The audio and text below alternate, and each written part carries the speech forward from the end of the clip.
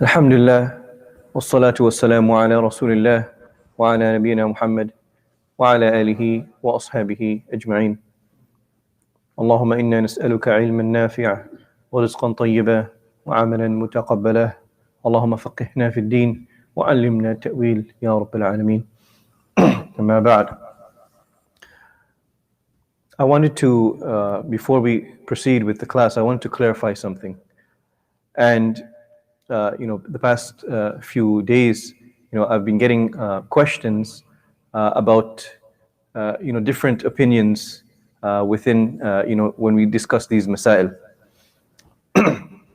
So, firstly, I wanted to mention that, when we study fiqh, from the tradition of the, the scholars, is that you study one madhab first, right? One opinion, one madhab first. And if you were to compare this with, any other sciences, right? As a child, when you grow up, when you're studying something for the first time, you don't study all the different advanced, aspects of it and the different opinions of this person and that person. When you're studying science, for example, you study one thing and they don't even tell you, the why, right? Why? What's the proof for it? They tell you that, this is the rule and this is how you apply it. And the same thing the scholars use for fiqh. Right? When you study fiqh first, and if you were to enter any beginner fiqh class, and you look at any of the books of the scholars, the fuqaha, their first book, the book that is meant for the beginners, always is just things that are listed down, right? So, for example, they'll talk about wudu, and you need to, wash your face, and you need to, wash your hands, and you need to wipe this, right? They would not mention dalil. It would be very little, or they would mention no adillah, right? And this is because when a person's first coming into the religion, first learning about the religion, what do you need to do? You need to learn that which is wajib upon you as fast as possible so that you can act upon it, right? It will take a very long time if you were to explain each and every adillah, each and every ayah, or each and every hadith, and how it is attached to this hukum and the ruling and the differences of opinion, etc. Right? SubhanAllah, when we were studying, in Medina University, I remember, just studying Tohara alone, it took us 1 semester, right? Imagine studying how to make wudu and the types of water and how to make Ghusl and Tayamum. We didn't even finish Tohara properly, and it took us from September all the way to January, right? September, October, November, January, like 4 months, right? Just for that, and we didn't even finish the manhaj properly. And that was only the 4 imams, right? We were studying the opinions of the 4 imams. There are many other more opinions, right, of some of the salaf, as-salih, some of the tabi'een, right? So if we were to discuss and talk about all the different opinions, it would take a very long time. That is why the scholars, they mention that when you're studying, you choose one madhab, you choose one sheikh, one opinion, and you go with that, until you've mastered that. And then you come back, and the second way to do it, the second level, is that you take that same madhab, that same opinion, that same scholar that you were studying under, and his opinions, and now you study the proofs of why he chose this opinion. After you've studied the proofs and the evidences for that particular madhab, then, after you study the entire fiqh with all of the different proofs, then the third level and the highest level is studying why he chose that, as opposed to the other opinions out there and what the arguments are going back and forth. So that is a brief summary of how a person should study fiqh. And of course, it will take years and years to complete each level. So that is why in this class, we're just mentioning one opinion, and we may touch upon some of the adillah, but generally we're staying away just whatever is mentioned in the book, inshallah. So we continue. قال ابن قدامة رحمه الله, Ibn Qudamah rahimahullah, the author, he goes on after we discuss about wiping over the socks and what the mudda is, what the time limit is you have. And we said that if you are a resident, you can wipe over for 1 day, yawmun wa layla. And if you are travel, you have thalathati ayyam, you have 3 days to wipe over your socks. And after mentioning this, he talks about wiping over the imamah or the turban. He says, ويجوز المسح على العمامة إذا كانت ذات ذؤابة ساترة لجميع رأسه إلا ما جرت العادة بكشفه. So he says it is permissible to wipe over the turban if it has a tail and covers the entire head, which is usually uncovered while wearing the turban. So I've brought an imamah here to demonstrate what type of imamah can you wipe over. Right? There are different ways that people would normally wrap the imamah or the turban. So if you see here, right, he mentions that it has to have a tail, right? So as long as it has a tail, right, of course you'd wrap it much better. But if you see this tail here, right, some people you'll see they wrap it with a tail. If you wrap it all the way around like this, then according to the Hanabila, you cannot wipe over the imamah. So you'll see some people, they wear a turban and it's all the way wrapped around, right? This kind of imamah you cannot wipe around. You cannot do mess. It has to have sort of a tail. There is a second type of imamah that is also permissible to wipe around, and that is called al-muhannaqa, meaning that it is wrapped around your neck. And I'll demonstrate that as well. That is when it's wrapped around your neck like this, and you'll see some of the shanaqita, some of the, those from Mauritania, they wear their imamah like this. They wrap it around their neck. This is also from the sunnah that you can wipe over your imamah. Right? So those two types.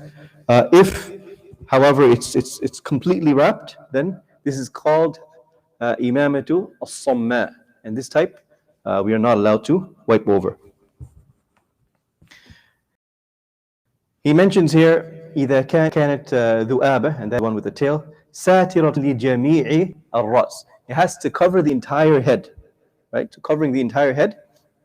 إلا ما جرت العادة بكشفها, except what is customary to be uncovered. So what does that mean? That means, for example, if a person is wearing his imamah, and for example here, right, the front part here is not covered, right? The front part is not covered. But this is customary, right? Normally, a person wouldn't, he wouldn't put his imamah all the way down here, right? Part of the front may be uncovered. Also his ears, right? We said that the ears are from the head, that udhunani min al-ras. It's not covered, but it's customary to leave your ears out, right? So that is fine. However, if he does, for example, he ties his imamah like this, and half of his head is showing, this is not customary. So this type of imamah, if he wears it like this, he would not be able to wipe over it. It has to be the way that people normally wear their imamah, customary, and he's allowed to wipe over that. If a part is showing that is customary to be uncovered, like the ears, for example, or maybe a tip from the head, then that is fine.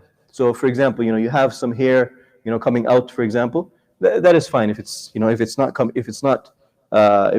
up too much, the imamah, if it is at the normal spot. Then he goes on to say, وَمِنْ شَرْطِ الْمَسْحِ عَلَى جَمِيعِ ذَلِكَ أَنْ يَلْبَسَهُ عَلَى طَهَارَةٍ كَامِلَةٍ. And then he says, from the condition, from the shart of wiping over all of those things, meaning the imamah and the socks, right, is that you put them on ala taharatin kamila. You put them on after making complete tahara. After making complete tahara. And of course, we mentioned earlier, tahara sughra, the small tahara, which is wudu. So you need to make sure you put it on complete tahara. What does that mean? That means, for example, if I start making wudu, and I wash my mouth and my nose, I wash my face, wash my arms, and then I put my turban on, right? Put my turban on, and then I wash my feet. Did I put my turban on with complete tahara? No, it is incomplete tahara. So I cannot wipe over this. Similarly, the socks. You wash your first foot, right? And then you take your socks and you put it on. And then you wash your second foot. This first one, you didn't put it on complete tahara. Your entire wudu, your entire tahara has to be complete. Then you can put your turban and your socks on, and then you can wipe over it. If it's not complete tahara, it is not valid. It will not be valid for you to wipe over.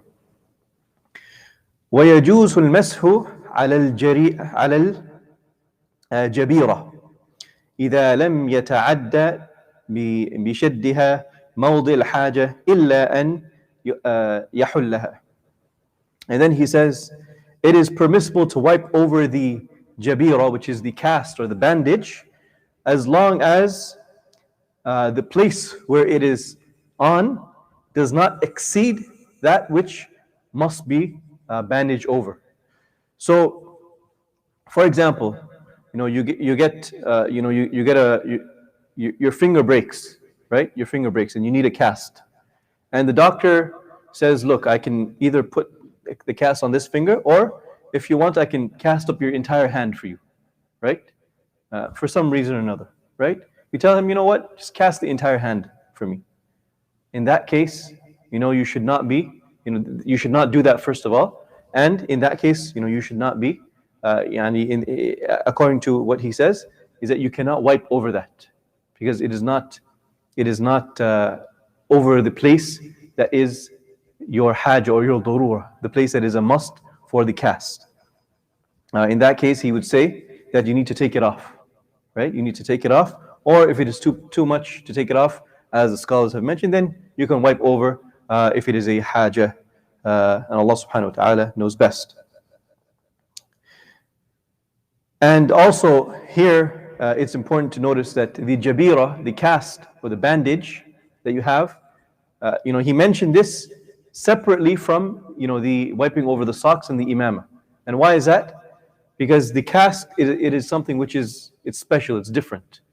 Number one, it's wajib for you to wipe over. You don't have the choice of taking it off, putting it back on in most cases. Number two is the mudda, the time that you can wipe over it, right? And he says here, you can wipe over it until yahilluha, until it becomes better, right? So it's not only 2 days or 1 day or 3 days. Like the sock is 1 day for the resident and 3 days for the traveler, right? For the bandage, it is until that part gets better. You can wipe over it until that part gets better, whether it's a week or it's 2 weeks, whatever the doctor says. Then you're able to wipe over it until it becomes better and until you are able to take it off. And then finally he says, وَالرَّجُلُ وَالْمَرْأَةُ فِي ذَلِكَ سَوَاءٌ إِلَّا أَنَّ الْمَرْأَةَ لَا تَمْسَحُ عَلَى الْإِمَامِ. And the men and the women are equal in these rulings, meaning that a woman can also wipe over her socks. A man can wipe over her socks. A woman can wipe over a cast if she has a cast as well. إِلَّا الْإِمَامَ إِلَّا تَمْسَحُ الْإِمَامَ, except wiping over a turban. For a woman is not allowed to wipe over her turban.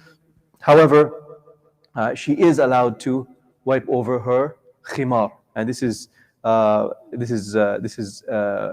evidence for this is the hadith of Salama, where she reports that she used to wipe over her head covering or her khimar, and the Hanabila scholars have put a shart saying that it must be muhannaka, must be wrapped around from the neck part. So the neck part has to be tied around as well for the woman to be able to wipe around her over her khimar. And we'll end here inshallah, and that brings us to the end of the chapter of wudu.